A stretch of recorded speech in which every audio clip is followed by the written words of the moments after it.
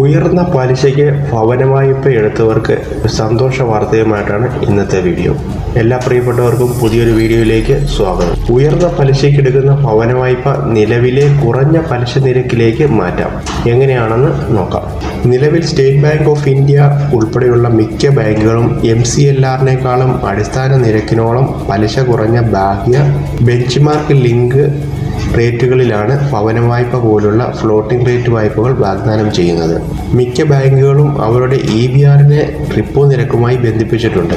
ഇതുമൂലം reserve bank repo നിരക്കിൽ എന്തെങ്കിലും കുറവ് അല്ലെങ്കിൽ വർധനവ് പ്രഖ്യാപിച്ചാലുടൻ അതിന് അടുത്ത പാദം മുതൽ നിങ്ങളുടെ വായ്പാ പലിശ നിരക്കിൽ അത് പ്രതിഫലിക്കും എന്നതാണ് EBR-ന്റെ പ്രയോജനം.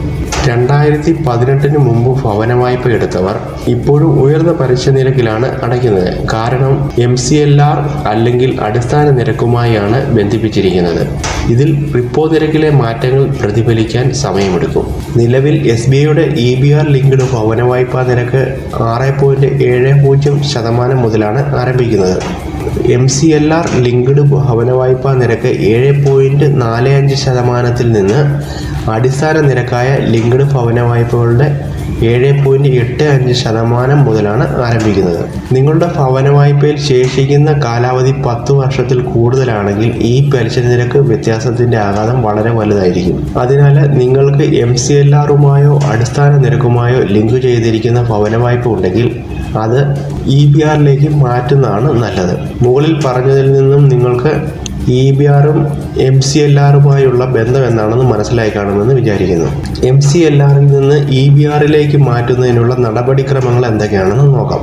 നിങ്ങളുടെ MCLR അല്ലെങ്കിൽ അടിസ്ഥാന നിരക്കുമായി ബന്ധിപ്പിച്ച ഭവന വായ്പ EBLR-ലേക്ക് മാറ്റാൻ നിങ്ങളുടെ ബ്രാഞ്ച് സന്ദർശിച്ച് ഒരു പ്രത്യേക ഫോർമാറ്റിൽ ഒരു ആപ്ലിക്കേഷൻ നൽകുകയും 5000 രൂപയും GSTയും സർവീസ് ചാർജായി നൽകുകയും വേണം. ഇതിനർത്ഥം വെറും 5900 രൂപ നൽകി നിങ്ങൾക്ക് പലിശയിൽ 1,00,000 രൂപ വരെ ലാഭിക്കാൻ സാധിക്കും എന്നതാണ്. ഉദാഹരണത്തിന്, അടിസ്ഥാന നിരക്കുമായി ബന്ധിപ്പിച്ചിരിക്കുന്ന നിങ്ങളുടെ ഭവന വായ്പയുടെ കുടിശ്ശിക തുക 10,00,000 രൂപയും ബാക്കി കാലാവധി 20 വർഷവുമാണ് എങ്കിൽ നിലവിൽ നിങ്ങൾ 8.20% പലിശയാണ് നൽകുന്നതെങ്കിൽ നിങ്ങളുടെ ഭവന വായ്പ EBR-ലേക്ക് മാറ്റുകയാണെങ്കിൽ നിങ്ങൾക്ക് ഭവന വായ്പ നിരക്ക് 7.2% ആയി കുറയ്ക്കാൻ കഴിയും.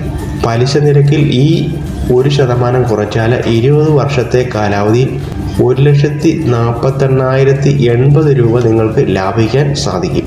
നിങ്ങൾക്ക് ഈ വീഡിയോ ഉപകാരപ്പെട്ടു എന്ന് വിചാരിക്കുന്നു. സബ്സ്ക്രൈബ് ചെയ്യാനും ലൈക്ക് ചെയ്യാനും മറക്കരുത്. മറ്റൊരു വീഡിയോയുമായി മറ്റൊരവസരത്തിൽ കണ്ടുമുട്ടാം. അതുവരേക്കും നന്ദി, നമസ്കാരം.